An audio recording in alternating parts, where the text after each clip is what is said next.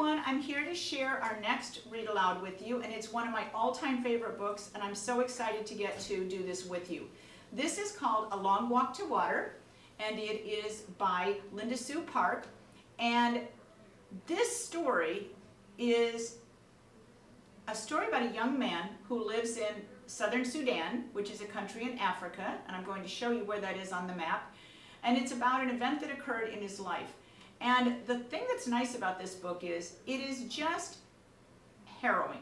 The events that occur in this story are so scary, and the thing that I liked about it was the bravery shown by the characters in this story and their perseverance. I mean, they undertook obstacles that I think that I know I would not have been able to do, and it all works out. It all works out in the end. So I'm going to go ahead and just give you a little bit of an idea of where we're at here. I'm going to get my mouse over here. Here we are in the continent of Africa, and the story is taking place in the country of Sudan, and it's right up here below Egypt. And the country of Sudan in our story is going through a civil war, and eventually the country will become northern and southern Sudan. So our story is going to be down here in southern Sudan. And I have a illustration that unfortunately a lot of it has been cut off because of the screen. But here's southern Sudan. Our story is going to start right down here. And if you could look, and this is actually in the book, but if you could see this a little more clearly, this dotted line is going to show you the route that is followed throughout this story. And as I'm reading, I might refer back to this so that we can kind of get an idea of where we're at, maybe even come back to our map. Our story is going to take us from southern Sudan over here into the country of Ethiopia and down into Kenya. So let me go ahead and build a little more background for you. I'm going to roll ahead here. All right, one interesting thing about this book is we're going to be telling the story of two individuals. One of them is a young girl named Nyla, and in the book, each chapter will start with Nyla's story and then with Salva's story. Nyla's story takes place in southern Sudan in the year 2008, and Salva's story starts in 1985. So each chapter, we're going to see what's happening with both of these characters. Next is in Sudan, they have water shortages. And the villages that the individuals live in, still in the year 2020, a lot of villages have water insecurity. And so it's the job of the girls to go and walk with empty containers like this, sometimes maybe 2 to 3 to 4 miles a day, to a water hole to collect water in these containers and then carry it back on their head to their village. If you can see here, she has kind of like a ring of fabric. It's almost like a little towel that she'll set on top of her head, because when that water jug is really full, it's so heavy, she's got to lift it up and set on her head and carry it back, walking those maybe 3-4 miles with that on her head. So that's what's going to be part of Nyla's story. Here's another picture that again shows the kids going and collecting water. They have a variety of different containers, and so needless to say, they don't have running water in their homes, okay? They don't have wells, they don't have running water, so they've got to walk to get this water. That is usually the job of girls, and so girls rarely attend school. The boys are allowed to go to school, but it's the job of the girls to go and collect water. Here is one more picture of the kids at the water hole, and you can see that the water that they're collecting in this pan is really kind of dirty, muddy water, but that's going to be the only water that they have available to them. This water contains lots of bacteria. Animals are in it, animals drink from it, people wash their clothes in here, and so there's a lot of bacteria in this water, and the children and adults oftentimes get waterborne illnesses which make them very, very sick. So water is a real problem in this country, and the accessibility of clean water is a huge part of that problem. So the city, the village, a lot of these people live in villages, and these villages, these are what their houses are going to look like, okay? They're going to be made from things that they're going to find there, thatch hut kind of like roofs and things like that, some tarps. You're not going to have, we're not in a city where you're going to have access to grocery stores or anything like that. These are people that don't have automobiles, okay? So all of their travel is always going to be on foot. Here is another image of the houses, and you can see that they're made of sticks. A lot of them are made of kind of like stick and reed type materials. And I think we are, after that, we are ready to get started. So I'm going to go ahead and start reading, and I've pulled up images that hopefully will explain part of what's happening as I read my story to you. So I'm going to go ahead and start with A Long Walk to Water. The things I'd like you to be paying attention to are, of course, so this looks like looks like a classroom. And I want you to take a look at some of these things and how this is different from the type of classroom that we know about growing up and going to school. But this is absolutely what classrooms look like still today in this country. So I'm going to go ahead and start with chapter 1. And it says Southern Sudan 2008. And this top part is going to be Nyla's story. Going was easy. Going, the big plastic container held only air. Tall for her 11 years, Nyla could switch the handle from one hand to the other, swing the container by her side, or cradle it in both arms. She could even drag it behind her, bumping it against the ground and raising a tiny cloud of dust with each step. There was little weight going. There was only heat, the sun, already baking in the air. Even though it was long before noon, it would take her half the morning if she didn't stop on the way. Time, heat, and thorns. So that's all we're going to hear for chapter 1 about introducing us to Nyla. So we've got an 11-year-old girl on her way to the water hole with this big container, which at this point is empty. Here's Salva's story. Southern Sudan, 1985. Salva sat cross-legged on the bench. He kept his head turned toward the front, hands folded, back perfectly straight. Everything about him was paying attention to the teacher, everything except his eyes and his mind. His eyes kept flickering toward the window, through which he could see the road home, just a little while longer. A few more minutes and he would be walking on that road. The teacher droned on with the lesson about the Arabic language. Salva spoke the language of his Dinka tribe at home, but in school he learned Arabic, the official language of the Sudanese government, far away to the north. 11 years old on his last birthday, Salva was a good student. He already knew the lesson, which was why he was letting his mind wander down the road ahead of his body. Salva was well aware of how lucky he was to be able to go to school. He could not attend the entire year because during the dry season, his family moved away from their village. But during the rainy season, he could walk to the school, which was only half an hour from his home. Salva's father was a successful man. He owned many head of cattle and worked as their village's judge, an honored, respected position. Salva had 3 brothers and 2 sisters.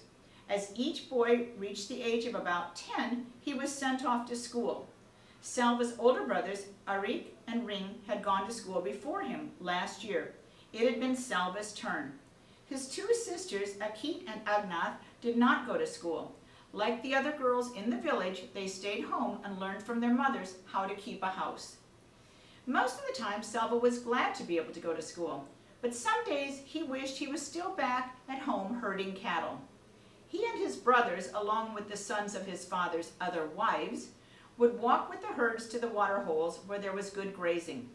Their responsibilities depended upon how old they were. Salva's younger brother, Kual, was taking care of just 1 cow. Like his brothers before him, he would be in charge of more cows every year.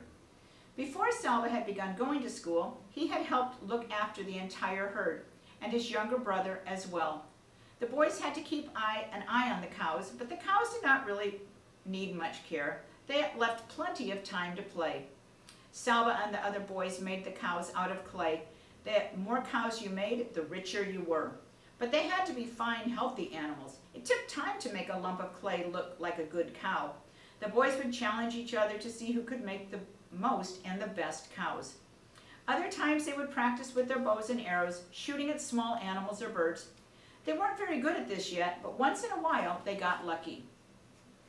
Those were the days. When one of them managed to kill a ground squirrel or a rabbit, guinea hen or a grouse, the boys' aimless play halted and there was suddenly a lot of work to do. Some of them gathered wood to build a fire. Others helped clean and dress the animal. Then they roasted it on a fire. None of this took place quietly. Salva had his own opinion on how the fire should be built and how long the meat needed to cook, and so did each of the others. The fire needs to be bigger. It won't last long enough. We need more wood. No, it's big enough already. Quick, turn it over before it's ruined. The juices dripped and sizzled. A delicious smell filled the air. Finally, they couldn't wait 1 second longer. There was only enough for each boy to have a few bites, but oh, how delicious those bites were. Salva swallowed and turned his eyes back toward the teacher. He wished he hadn't recalled those times because the memories made him hungry. Milk. When he got home, he would have a bowl of fresh milk, which would keep his belly full until supper time. He knew just how it would be. His mother would rise from her work grinding meal and walk around to the side of the house that faced the road. She would shade her eyes with one hand, searching for him. From far off, he would see her bright orange headscarf, and he would raise his arm in greeting. By the time he reached the house, she would have gone inside to get his bowl of milk ready for him. Crack! A loud noise came from outside. Was it a gunshot, or was it a car backfiring? The teacher stopped for a moment. Everyone, every head in the room turned toward the window. Nothing. Silence. The teacher cleared his throat, which drew the boys' attention to the front of the room again. He continued the lesson from where he left off, then crack, pop, pop, pop, crack, gunfire. Everyone down, the teacher shouted. Some of the boys moved at once, ducking their heads and hunching over. Others sat frozen, their eyes and mouths open wide.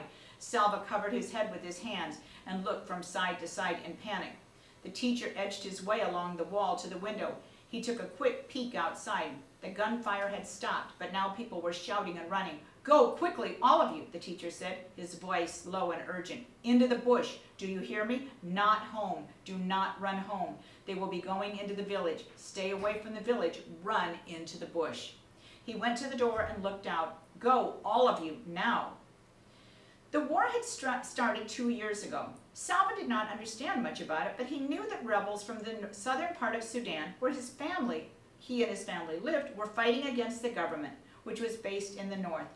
Most of the people who lived in the north were Muslim, and the government wanted all of Sudan to become a Muslim country, a place where the beliefs of Islam were followed. But the people in the south were of different religions and did not want to be forced to practice Islam. They began fighting for independence from the north. The fighting was scattered all around southern Sudan, and now the war had come to where Salva lived. The boys scrambled to their feet. Some of them were crying. The teacher began hurrying the students out the door. Salva was near the end of the line. He felt his heart beating so hard that his pulse pounded in his throat and ears. He wanted to shout, I need to go home. I must go home. But the words were blocked by the wild thumping in his throat. When he got to the door, he looked out. Everyone was running. Men, children, women carrying babies. The air was full of dust that had been kicked up by all those running feet. Some of the men were shouting and waving guns. Salva saw all this with one glance. Then he was running, too, running as hard as he could into the bush, away from home. Chapter 2. This is Nyla's story. Nyla put the container down and sat on the ground. She always tried not to step on the spiky plants that grew along the path, but their thorns littered the ground everywhere. She looked at the bottom of her foot. There it was, a big thorn that had broken off right in the middle of her heel. Nyla pushed at the skin around the thorn, then she picked up another thorn and used it to poke and prod at the first one. She pressed her lips together against the pain. Okay, Salva's story. Boom! Salva turned and looked behind him. A huge black cloud of smoke. Flames darted out of its base. Overhead, a jet plane veered away like a sleek, evil bird. In the smoke and dust, he couldn't see the school building anymore. He tripped and almost fell. No more looking back, it slowed him down. Salva lowered his head and ran on. He ran until he could not run anymore. Then he walked for hours until the sun was nearly gone from the sky. Other people were walking too. There were so many of them that they couldn't all be from the village school. They must have come from the whole area. As Salva walked, the same thoughts kept going through his head in rhythm with his step. Where are we going? Where is my family? When will I see them again? The people stopped walking when it got too dark to see the path. At first, everyone stood around uncertainly, speaking in tense whispers or silent with fear. Then some of the men gathered and talked for a few moments. One of them called out, "Villages, group yourself by villages. You will find someone you know." Salva wandered around until he heard the words, "Loan Arik, the village of Lauren Arik here." Relief flooded through him. That was his village. He hurried toward the sound of the voice. A dozen or so people stood in a loose group at the side of the road. Salva scanned their faces. There was no one from his family. He recognized a few people, a woman with a baby, 2 men, a teenage girl, but no one he knew well. Still, it was comforting to see them. They spent that night right there on the road, the men taking shifts to keep watch. The next morning they began walking again. Salva stayed in the midst of the crowd with the other villages from Loan Arik. In the early afternoon he saw a large group of soldiers up ahead. Word passed through the crowd, "It's rebels." The rebels, those who were fighting against the government. Salva passed several rebel soldiers waiting by the side of the road. Each of them held a big gun. Their guns were not pointed at the crowd, but even so, the soldiers seemed fierce and watchful. Some of the rebels then joined the back of the line. Now the villagers were surrounded. "What are they going to do to us? Where is my family?" Late in the day, the villagers arrived at the rebel camp. The soldiers ordered them to separate into 2 groups, men in one group, women and children and elderly in the other. Teenage boys, it seemed, were considered men, but boys who looked to be only a few years older than Salva were joining the men's group. Salva hesitated for a moment. He was only 11, but he was the son of an important family. He was Salva Mawan Duke Arik, from the village named for his grandfather. His father always told him to act like a man, to follow the example of his older brothers, and in turn set a good example for Kual. Salva took a few steps toward the men. "Hey!" A soldier approached Salva and raised his gun. Salva froze. All he could see was the gun's huge barrel, black and gleaming as it moved toward his face. The end of the barrel touched his chin. Salva felt his knees turn to water. He closed his eyes. "If I die now, I will never see my family again." Somehow his thoughts strengthened him enough to keep him from collapsing in terror. He took a deep breath and opened his eyes. The soldier was holding the gun with only one hand. He was not aiming it. He was using it to lift Salva's chin so he could get a better look at his face. "Over there," the soldier said. He moved the gun and pointed it toward the group of women and children. "You are not a man yet. Don't be in such a hurry." He laughed and clapped Salva on the shoulder. Salva scurried over to the women's side. The next morning the rebels moved on from the camp. The village men were forced to carry supplies, guns, mortars, shells, radio equipment. Salva watched as one man protested that he did not want to go with the rebels. A soldier hit him in the face with the butt of the gun. The man fell to the ground bleeding. After that, no one objected. The men shouldered the heavy equipment and left the camp. Everyone else began walking again. They went in the opposite direction from the rebels, for wherever the rebels were, there was sure to be fighting. Salva stayed with the group from Loan Arik. It was smaller now, without the men, and except for the infant, Salva was the only child. That evening they found a barn in which to spend the night. Salva tossed restlessly in the itchy hay. "Where are we going? Where is my family? When will I see them again?" It took him a long time to fall asleep. Even before he was fully awake, Salva could feel that something was wrong. He lay very still with his eyes closed, trying to sense what it might be. Finally, he sat up and opened his eyes. No one else was in the barn. Salva stood so quickly that for a moment he felt dizzy. He rushed to the door and looked out. Nobody, nothing. They had left him. He was alone. So this is the end of chapter 2, and a lot of things have happened in these first couple chapters. In chapter 1, we learn about Salva, his family, his school, and kind of a little bit about his life growing up in that village and the responsibilities of boys in that village. The girls, they mentioned they don't go to school. Their job is to stay home and learn how to take care of a house and do like the cooking and the cleaning and caring for younger children. Also, and I'm sure there are lots of things that you've noticed also. These soldiers that have come, I've got another image here. I really like using this better. My arrow key, I like that better. So we've got another image here of these soldiers. And that would be really scary if you were sitting in school and all of a sudden you see jeeps and soldiers coming in with this kind of equipment, chasing you, gathering people and rounding them up, taking the men and the older boys to help carry their equipment and carry their supplies. So Salva, even though he tried to get into the group with the men, probably lucked out by having to go with the women. Now, one thing I don't know if you've noticed, this has taken place over a period of time, all really kind of like in a day, but there's really been no mention of anybody eating anything. And there certainly hasn't been any mention of like people having access to water or any kind of food. They're really just out, just kind of trying to stay away from situations like this. So think about how difficult it would be for us to understand something like this happening to us in the country that we live in now. And for people that live in some of these countries, these civil wars that occur within their countries is just more common than we realize. And sometimes you'll hear on the news about civil wars taking place in different countries, in some of the African countries, and not just African countries, but anyhow. So these are our first two chapters. We're going to go ahead and get started on chapter 3. Chapter 3, Nyla's story. The smudge on the horizon gained color as Nyla drew nearer, changing from hazy gray to olive green. The dirt under her feet turned to mud, then sludge, until at last she was ankle deep in water. There was always so much life around the pond.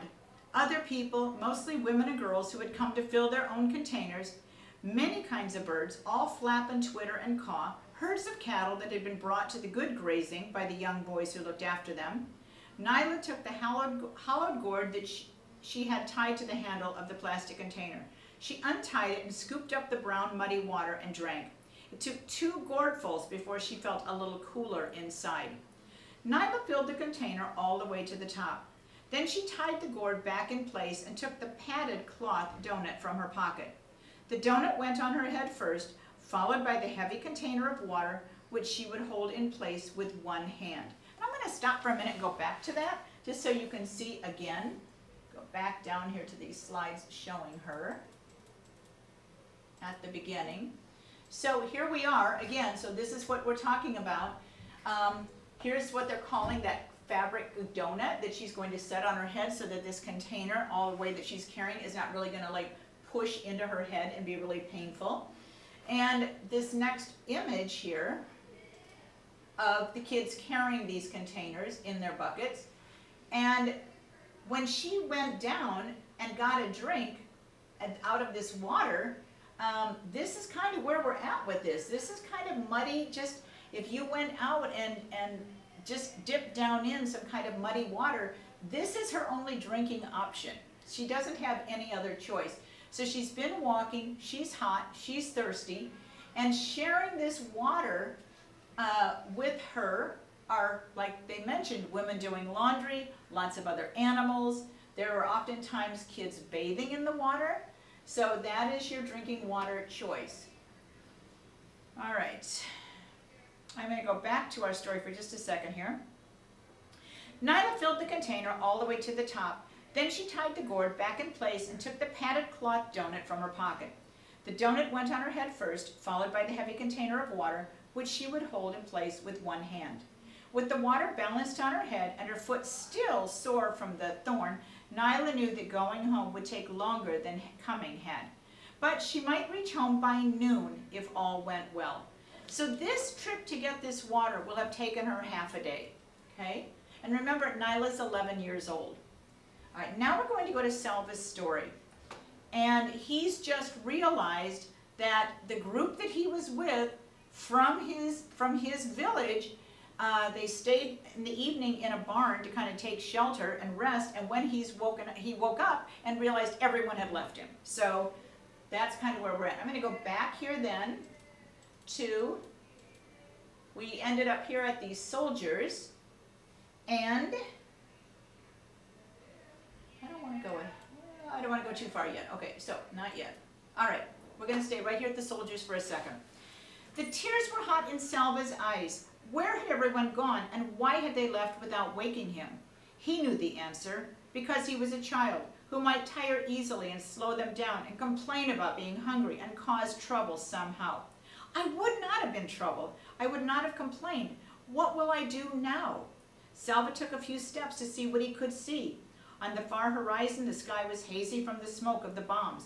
About 100 paces in front of him, he could see a small pond. Between the pond and the barn was a house, and, yes, a woman sitting in the sun.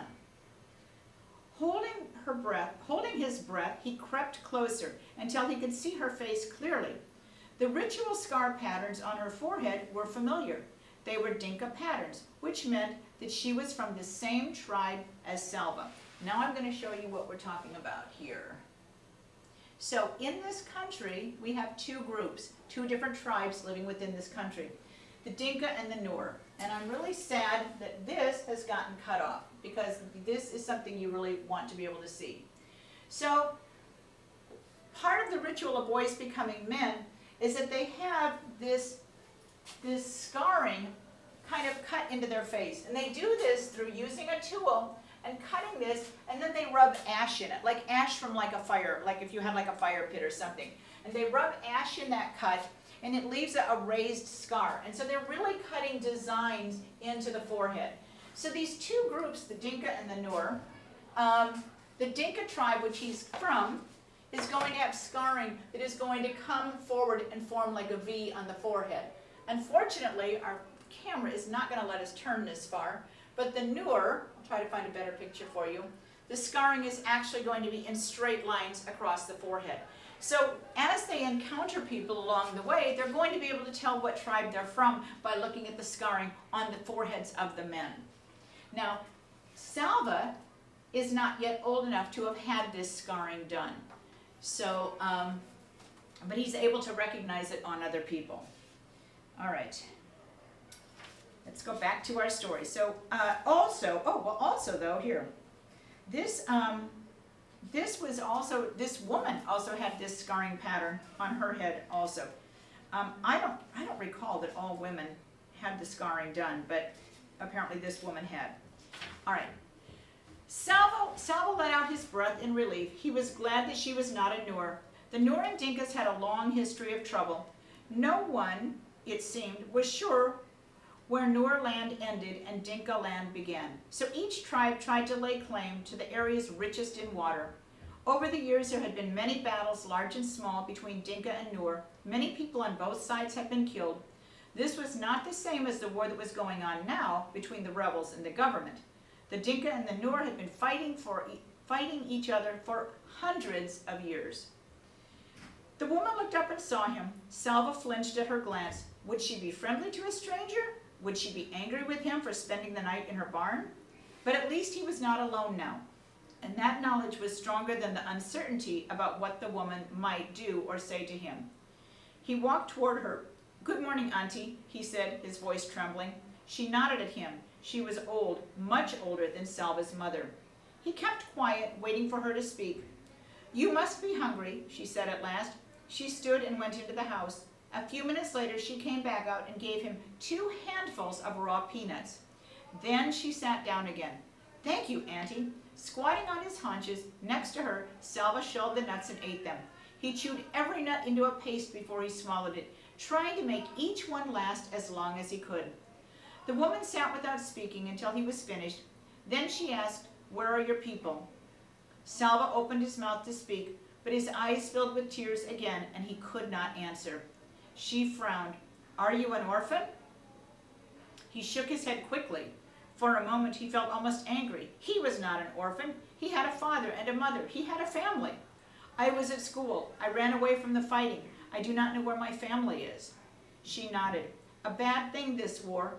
What are you going to do? How will you find them?" Salva had no answer. He had hoped that the woman might have some answers for him. After all, she was an adult. Instead, she had only questions. Everything was upside down. Salva stayed in the woman's barn again that night. He began to make a plan. "Maybe I can stay here until the fighting stops. Then I will go back to my village and find my family." He worked hard so that she could not send him away. For 3 days he fetched firewood from the brush and water from the pond, but the pond was drying up. Each day it was harder to fill the gourds. During the daytime, Salva could hear the distant booming of artillery from the fighting a few miles away.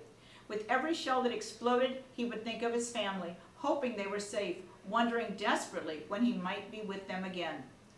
On the 4th day, the old woman told him that she was leaving. "You have seen that the pond is only a puddle now. Winter is coming and the dry season, and this fighting." She nodded her head in the direction of the noise. "I will go to a different village near water. You cannot stay with me any longer." Salva stared at her as panic rose in him. "Why can't I go with you?" The woman spoke again, before he could ask out loud. "The soldiers will leave me alone, an old woman on her own. It would be more dangerous for me to travel with you." She shook her head in sympathy. "I'm so sorry I cannot help you any more," she said. Wherever it is you walk, just be sure to walk away from the fighting."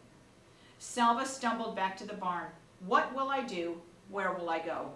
The words repeated themselves 1,000 times in his head. It was so strange. He had known the old woman for only a few days, but now he could not imagine what he would do once she was gone. He sat inside the barn and stared out, looking at nothing. As the light grew dimmer, the noises of evening began, the buzz of insects, the rustling of dry leaves, and another sound, voices. Salva turned his head toward the sound. Yes, it was voices. Some people were walking toward the house, a small group, fewer than a dozen. As they approached, Salva took a sharp breath. In the fading light, he could see the faces of those nearest to him. 2 of the men had patterns of V-shaped on their V-shaped scars on their foreheads. Dinka patterns again, the kind that were given to the boys in Salva's village as part of a ritual of becoming a man. These people were Dinka too. Could his family be among them? Okay, so we've just finished chapter 4, and again, Salva's kind of on his own. He started with the group, they left him. He found the old woman, she helped him and allowed him to stay a couple of days, and now she's moving on also. So, Salva's unsure what he's supposed to do or where he can go, when fortunately he does hear a group coming. He's really pretty much just had peanuts to eat for the last couple of days that he's been out. I'm going to go ahead and move this forward, backward, forward. All right, so in our next chapter, in chapter 4, he's going to now to become part of a walking group, okay? So let's go ahead and start chapter 4 again with Nyla's story and what's happening for her. Remember, we ended with her filling her big water container, having a big thorn in her foot, popping it out, and now having to walk all the way back home. Nyla's mother took the plastic container from her and emptied the water into 3 large jars. She handed Nyla a bowl of boiled sorghum meal and poured a little milk over it. Nyla sat outside in the shade of the house and ate. You know, one thing I want to mention here, we do keep hearing people talking about having access to milk. Okay, now we're not talking about milk from the milk carton from the refrigerator. Remember, Nyla said that one of the main things that they did was raise cattle. And the job of the young boys before they were able to start school was to learn how to care for and herd the cattle.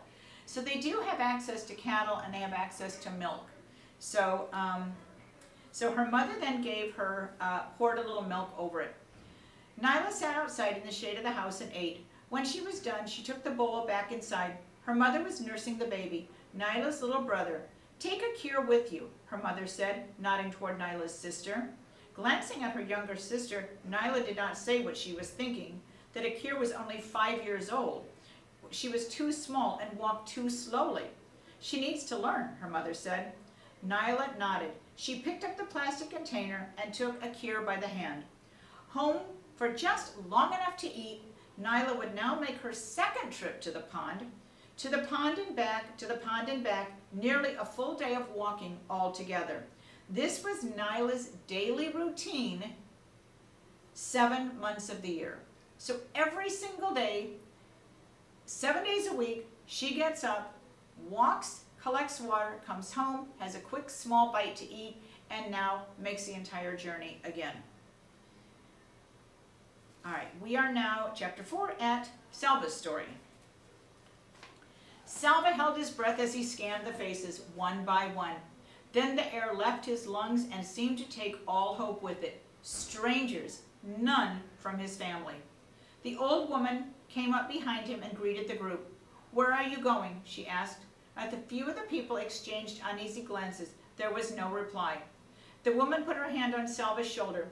"This one is alone. Will you take him with you?" Salva saw doubt on the people's faces. Several men at the front of the group began speaking to each other. "He is a child. He will slow us down."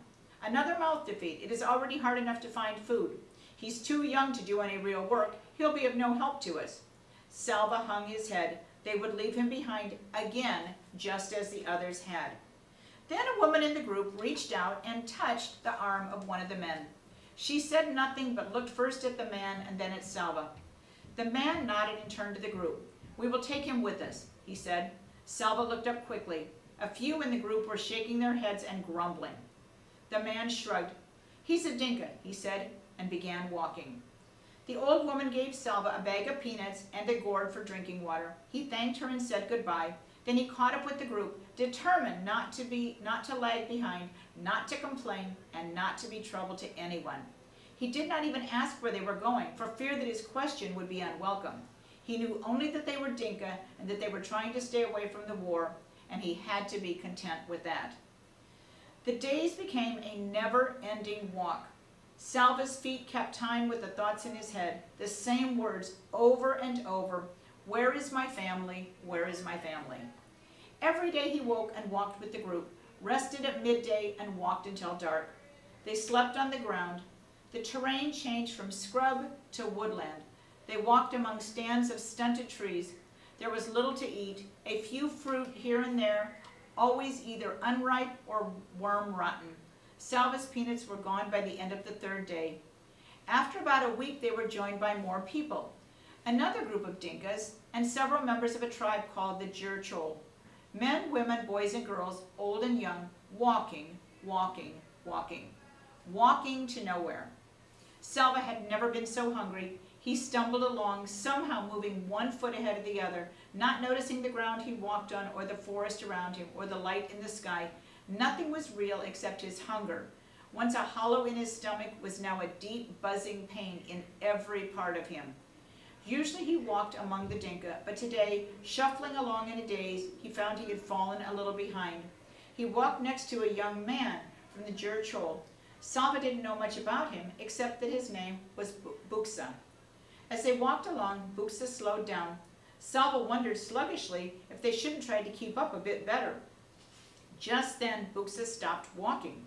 Salva stopped too. But he was too weak and hungry to ask why they were standing still. Buksa cocked his head and furrowed his brow. Listening, they stood motionless for several moments. Salva could hear the noise of the rest of the group ahead of them, a few faint voices, birds calling somewhere in the trees. He strained his ears. What was it? Jet planes? Bombs? Was the gunfire getting closer instead of farther away? Salva's fear began to grow until it was even stronger than his hunger. Then, a slow smile spread over Buksa's face. "There, you hear it?" Salva frowned and shook his head. "Yes, there it is again. Come." Buksa began walking very quickly.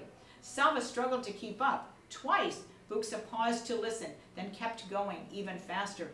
"What?" Salva started to ask. Buksa stopped abruptly in front of a very large tree. "Yes," he said. "Now, go call all the others."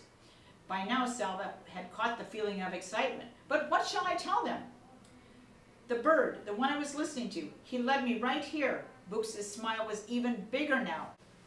"You see that?" He pointed up at the branches of the tree. Beehive, a fine, large one. Selva hurried off to call the rest of the group. He'd heard of this, that the Jurchol could follow the call of the bird they called the honey guide, but he had never seen it done before. Honey! This night would be a feast. All right, so this is a beehive up in this tree.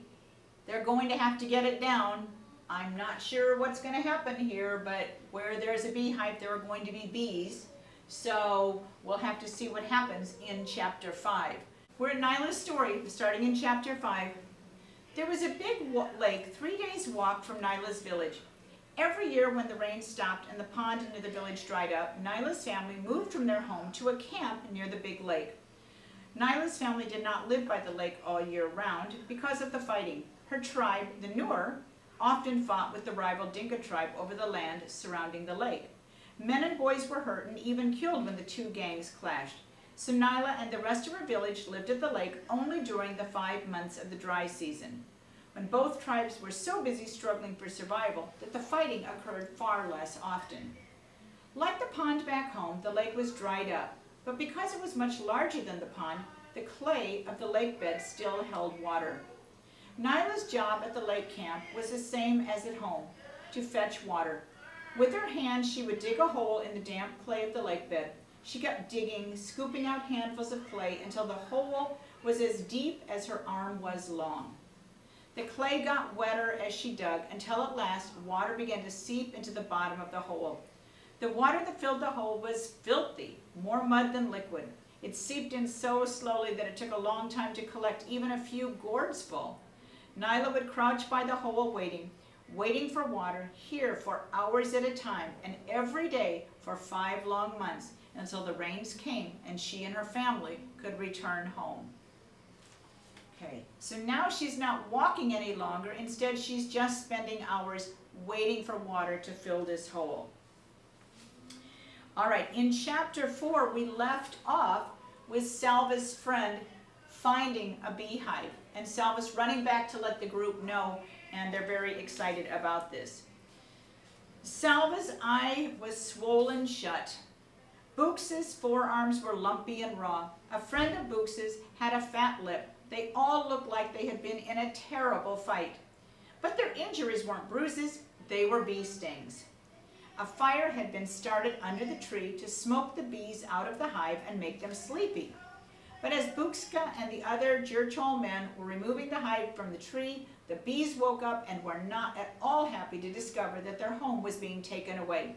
They expressed their unhappiness by clearly buzzing, swarming, and stinging a lot. It was worth it, Salva thought, as he touched his eye gingerly. His belly was a rounded lump stuffed full of honey and beeswax. Nothing had ever tasted as so good as those pieces of honeycomb dripping with rich, luscious gold sweetness.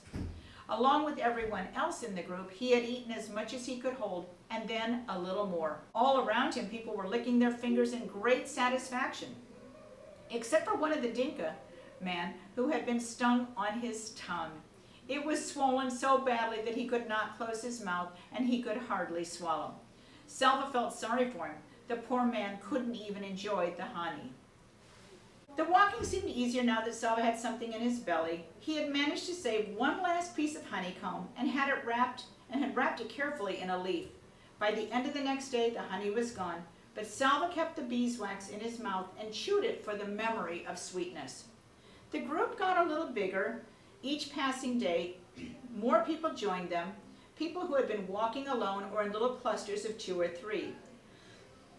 Excuse me. Salva made it a habit to survey the whole group every morning and evening, searching for his family, but they were never among the newcomers.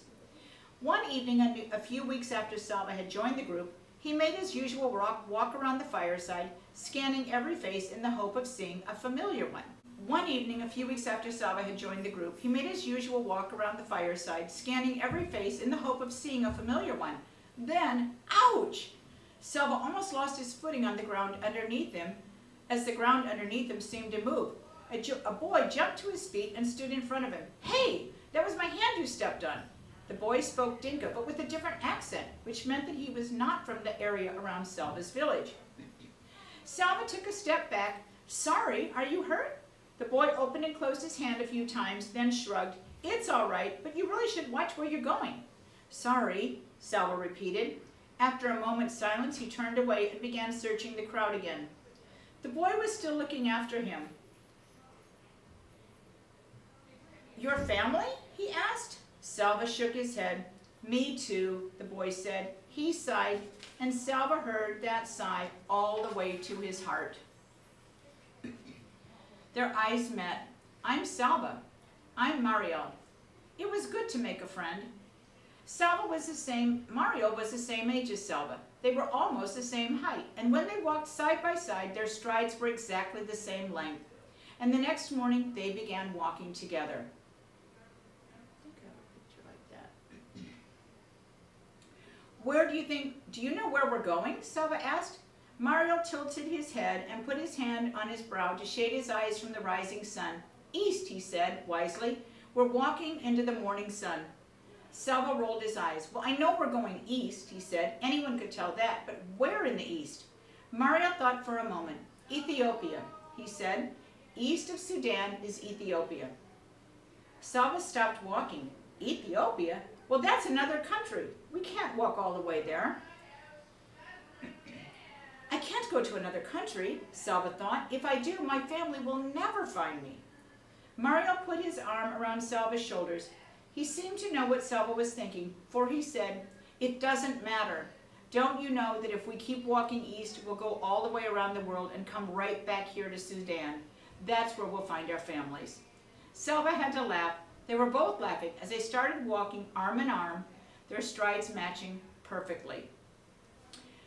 More than a month had passed since Salva had run from his school into the bush. The group was now walking in the land of the Achwat people. In the Dinka language, the Achwat were the people of the lion. Their region was inhabited by large herds of antelope, wildebeest, and the lions that preyed on them. The Dinka told stories about the Achwat. When an Achwat person died, he came back to earth as a lion, with a great hunger for the human flesh he once had. The lions in the Achwat region were said to be the fiercest in the world. Nights became uneasy. Salva spoke often to the sound of roars in the distance, and sometimes to the death squeal of an animal under a lion's claws. One morning he woke bleary-eyed after a poor sleep. He rubbed his eyes and stumbled after Mario as they began walking yet again. Salva! It was not Mario who had spoken. The voice had come from behind him. Salva turned. His mouth fell open in astonishment, but he could not speak. Salva! All right, that is the end of chapter 5. So let's think for a moment about who do we think is saying that. I wish I could talk to you like in person so you could like tell me kind of what you're guessing, what you're thinking. Of course, I know, so I don't want to give any hints away. But, so if we went back to the map, I do want to go back here for a second, all the way back for a second to the map and show you kind of where we're at. So, we have gone from, and we can't hardly see it from here, but really in this month's time, we are here in the kind of middle of South Sudan down here, and we're walking toward the Nile River. In this picture right here, we would have started up here kind of where the U and the D come together, probably the end of the D, and they're walking east. They've been walking now for about a month. This river that they're approaching right here is going to be the Nile River, and we're going to get to that pretty soon in our story. Right here, then, they're walking east towards Ethiopia, okay? And then south of that is, south of Ethiopia is Kenya, south of the Sudan is Tanzania. So, that's where we're at right now in our story. All right. Let's go back to Nyla's story here in chapter 6. And let me get this ready here. Okay. I'm going to go back now in my pictures to where we had been, and we're going to be right here at our lion. All right, here we go. Chapter 6, Nyla's story. Nyla's family had been coming to the lake camp for generations. Nyla herself had been there every year since she was born. One thing she liked about the camp was that even though she had to dig in the clay and wait for water, she did not have to make the 2 long trips to the pond every day. But this year she realized for the first time that her mother hated the camp. They had no house and had to sleep in a makeshift shelter. They could not bring most of their things, so they had to make do with whatever was at hand. And for much of each day, they had to dig for water. But the worst was the look on her mother's face when Nyla's father and older brother Depp went off to hunt. Fear. Her mother was afraid that the men in the family would run into Dinka tribesmen somewhere, that they would fight and get injured or worse. They had been lucky all these years. No one from Nyla's family had been hurt or killed by Dinka, but she knew other families in the village who had lost loved ones this way. Nyla could see the questions in her mother's face every morning. Would they be lucky again, or was it now their turn to lose someone? Imagine having to think that every time one of your family members left your house, that possibly they wouldn't return because they would be killed by someone. And they're really going out to try to find food. They're going hunting to try to find food because really this family is just camped at this kind of muddy riverbank, needing water and having access to no food or like groceries or shopping. You've just literally got to get your gun and go out and try to find something. So it would be really a very challenging existence. All right, let's see what's going to happen now on Salva's journey here. Salva's mouth closed and opened again as if he were a fish. He tried to speak, but no sound came out of his throat. He tried to move, but his feet seemed stuck in the ground. "Salva," the man said again, and hurried toward him. When the man was only a few steps away, Salva suddenly found his voice. "Uncle!" he cried out and ran into the man's arms. Uncle Jawir was a younger brother of Salva's father. Salva hadn't seen him in at least 2 years because Uncle had been in the army. Uncle must have known about the war and the fighting. Maybe he will know where my family is. But these hopes were dashed as soon as Uncle spoke. "Are you alone? Where is your family?" he asked. Salva barely knew where to begin his answer. It seemed like years since he had run away from his school and into the bush. But he told his uncle everything as best as he could. As Salva spoke, his uncle nodded or shook his head. His face became very solemn when Salva told him that he had not seen nor heard a single word of his family in all that time. Salva's voice trailed off and he lowered his head. He was glad to see Uncle again, but it looked as if he might not be much help either. Uncle was quiet for a moment. Then he patted Salva's shoulder. "Oh, nephew," he said in a cheerful voice, "we are together now, so I will look after you."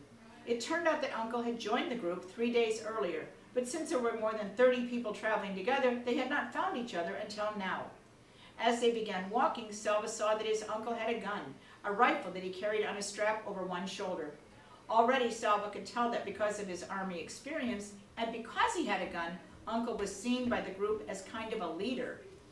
"Yes, when I left the army, they let me keep my rifle," Uncle said, "so I'm going to shoot us a fine meal as soon as we come across something, anything worthy to eat." Uncle was true to his word. That very day he shot a young antelope, the kind called a topi. Salva could hardly wait for it to be skinned and butchered and roasted. As the smoky, meaty aroma filled the air, he had to keep swallowing the saliva that flooded his mouth. Uncle laughed as he watched Salva gobble down his first piece of meat. "Salva, you have teeth. You're supposed to use them when you eat." Salva could not reply. He was too busy stuffing another chunk of delicious charred meat into his mouth. Even though the topi was a small one, there was more than enough meat for everyone in the group. But it did not take long for Salva to regret his haste in eating. After so many weeks of near starvation, his stomach rebelled mightily. He spent most of the night throwing up. Salva was not alone. Whenever his heaving stomach woke him, he would hurry to the edge of the camp to vomit and find others there doing the same thing. At one point, Salva found himself in a line of half a dozen people, all in identical poses, bent over, holding their stomachs, and waiting for the next wave of nausea. It might have been funny if he hadn't felt so miserable. The group continued to walk through the land of the Atwat. Every day they saw lions, usually resting in the shade of small trees. Once in the distance they saw a lion chasing a topi. The Topi escaped, but along the path, Salva saw the bones of prey that had not been so fortunate. Salva and Mariel still walked together, staying close to Uncle. Sometimes Uncle would walk with the other men and talk seriously about the journey. At those times, Salva and Mariel would drop back respectfully, but Salva always tried to keep Uncle in sight, and he slept near Uncle at night.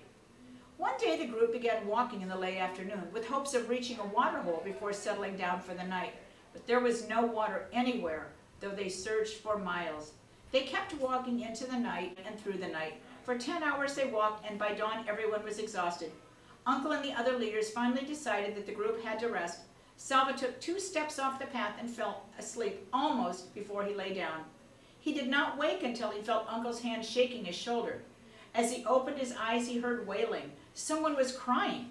Salva blinked away the sleepiness and looked at Uncle, whose face was very solemn.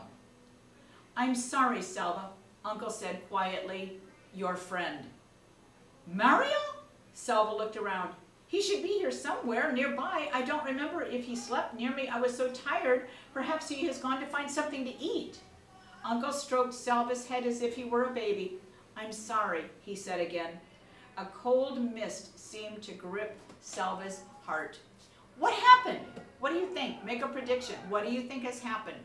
That people are crying and Uncle is trying to comfort Salva. All right, that is the end of chapter 6. We're going to take a break. We're going to come back to 7 and continue on. I hope you're enjoying the story, you guys. It's really one of my favorites.